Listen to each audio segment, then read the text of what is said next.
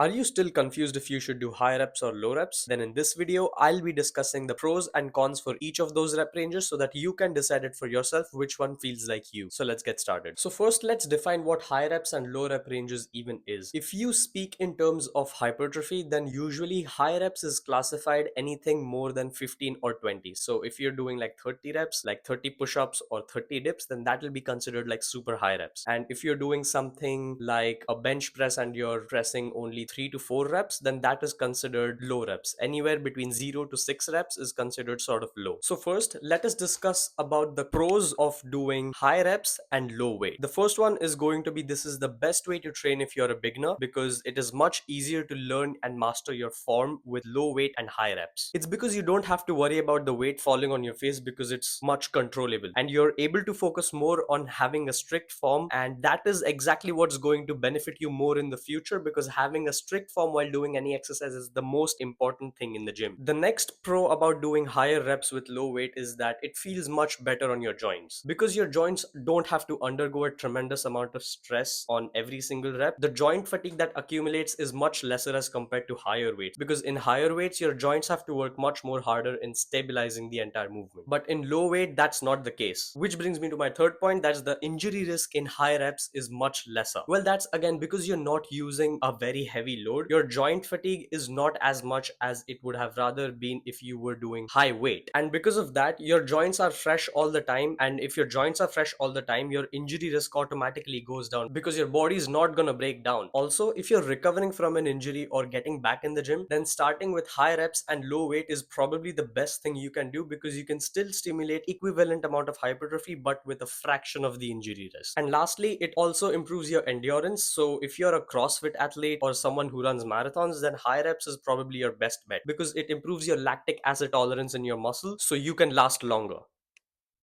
That sounded wrong. Now let's talk about the cons of doing high reps with low weight. The number one con is that it is super time consuming because every single set of yours lasts about 1 or 2 minutes. And that's absolutely horrible and painful because that lactic acid tolerance that builds up is just dreadful. That's why your entire workout takes about half an hour or 45 minutes longer than it would have if you were just doing a normal rep range with a little heavier load. The next con is going to be that the fatigue builds up tremendously because your volume is super high. So what exactly is training volume? Your training volume is basically your sets multiplied by reps multiplied by weight. So because your weight is low but your reps are super high, if you multiply 30 reps with 20 kgs, it's almost certainly going to be higher than 10 reps with 40 kgs. This higher volume actually eats up a lot in your recovery, and if you're not able to recover from it, then you might feel a hell lot of DOMS or delayed onset muscle soreness. The next con is going to be that it's mentally way more difficult to reach muscular failure because your sets last way too long. You're gonna have to do like 30 or 50 reps, and 9 times out of 10 when you're doing a high rep set, you're mostly going to stop not because your muscle gave up but because of the lactic acid that is building up in your muscle, or in short the burn that you feel. So you're not basically stopping because you're not able to lift the weight, but you're stopping basically because you don't want to feel the burn anymore, and that is actually counterproductive for hypertrophy. So those were the cons of doing high reps with low weight, and now let's move on to the pros of doing low reps with high weight. The number one benefit is that it is much more easier to reach muscular failure while doing low reps with high weight because your muscles just have so much capacity in them to lift a certain load. By the time you reach your 6th or 7th rep, it's binary. You can either lift that weight or you can't. But in high reps, that's not the case. When you reach the 35th rep, it's probably you can lift the weight or you can't lift the weight or you won't lift the weight because the burn is too much. The next advantage of doing low reps with high weight is that it promotes better neural activation of your body. Because you're lifting a heavier weight, your body basically needs to recruit more muscle fibers. This actually improves your neural coordination and hence also improves your strength gains because strength gains is mainly neural adaptations. And this will connect to the next point, that is strength and size are directly correlated. So if you're able to lift a heavier weight, your muscle has become stronger. And if your muscle has become stronger, there has to be some amount of hypertrophy that occurred inside it. And this is is why even by lifting heavier weights and doing low reps is also super beneficial for hypertrophy. The next advantage is that it has a manageable volume. That means you only feel fatigue during and a little bit after the set, because your total volume, as I explained earlier, is not as much as doing high reps. So it's somewhat easier to recover by doing heavy weight and low reps as compared to doing high reps with low weight. I know that sounds ironic, but that actually does make sense. Because think about it, when you reach failure on a set of 30 reps, by the end of that set, you're so fatigued that you're not even able to do one more rep of your 30 rep max. But if you fail on a set of 6 reps, then by the end of that set, it just means, okay, you're not able to do any more reps of your set of 6 rep max. So which one caused more fatigue? Of course, the 30 rep max set. Now let's talk about the cons of doing low reps and high weight. The number one biggest con is that it's much easier to ego lift in your sets. Well, that's because the load is too high, there's almost no stability, the adrenaline is pumping, so you just want to lift as much weight as possible and you don't give two shits about your form. And if you even try to maintain a good form, your number of reps just drops way too low and it's not enough to impress your gym crush. So you just start pumping out half reps. And that ties me to my next point. Because of all these reasons, there's a much higher injury risk. This one's a bit of a common sense, but you should know that if you're lifting a heavier weight, the amount of stress your muscles and joints undergo is way more. So if you're not consciously putting in effort to keep a good form and have a good technique, your injury risk is dramatically gonna increase. The third con of lifting heavier weights is that it's easier to plateau on. And by plateau, I mean it's difficult to progress on. Because think about it, once you hit 6 reps on your chest press with about 50 kgs, it's usually gonna be easier for your body to progressively overload by doing 7 reps with 45 kgs than do 7 reps with 50 kgs. Because that one additional rep with 50 kgs is gonna take way longer to build that much amount of muscle. And the fourth con is that your joints will literally start feeling like an 80-year-old. I'm literally speaking this from experience, guys, because I've been squatting low reps since a very long time. Every single time I sit down, my knees click. So I sort of had to turn the volume down and recover from that phase, but now it's much better. Moral is, don't stick to one single rep range for way too long. While lifting heavier weight, joint fatigue builds up really quick. So don't be surprised if your joint starts paining or hurting. So which one should you do? Well, we spoke about lower reps and higher reps, but we forgot that there's an entire middle ground in between. Low reps is anywhere between 0 to 6 reps. High reps is anywhere between 15 to 30 or 40 or 50 or 100, whatever. And then there's the rep range between 6 to 15. This is the golden spot in my opinion for hypertrophy. Well, that's because 6 to 15 reps is not low enough to feel shit on your joints, but it's also not high enough to make you stop your set because of the muscle burn instead of muscular failure. The lifters who are actually smart cycle between all three of these rep ranges. For example, if you're someone who's in a season to push more weight, then doing more sets between 4 to 8 reps is going to increase your strength and neural coordination. And for some reason, if you want to break out of a plateau, then increasing your number of reps up to 15 or 20 is going to make it much more easier for you to progressively overload, because increasing reps is easier than increasing weight. Plus, it also depends on what muscle you're training. I mean, personally, I usually do lower reps for my quads or back, the bigger muscle groups, and higher reps on my smaller muscle groups like biceps, triceps, or shoulders. Well, that's because if you tend to do higher reps on bigger muscles like quads or back, then the CNS fatigue that occurs mid-set is super high, and you usually stop the set because you're tired and not because your muscle actually reached failure. That's what I personally feel. And plus, the axial fatigue, that's the fatigue that occurs while your spine is being compressed while squatting, is absolutely horrible. And I usually do higher reps for my smaller muscle groups because it's easier to progressively overload and difficult to ego lift. And usually the joints which are associated with smaller muscle groups are more prone to injury. Take shoulder for example, it's probably one of the most injury prone joints. So if I were you, I would actually use all three of these rep ranges season to season, muscle to muscle. Don't just stick to one single rep range. Every single rep range has its own benefits, and use those benefits accordingly. And anyways, what's more important than a certain rep range is that you reach muscular failure and are able to recover from the volume that you're doing. That is what is actually going to cause hypertrophy, not just failing between a simple rep range. And finally, no matter how jacked you get by doing whatever rep range, to show off your muscles, you need to learn how to lose fat. If you're a fat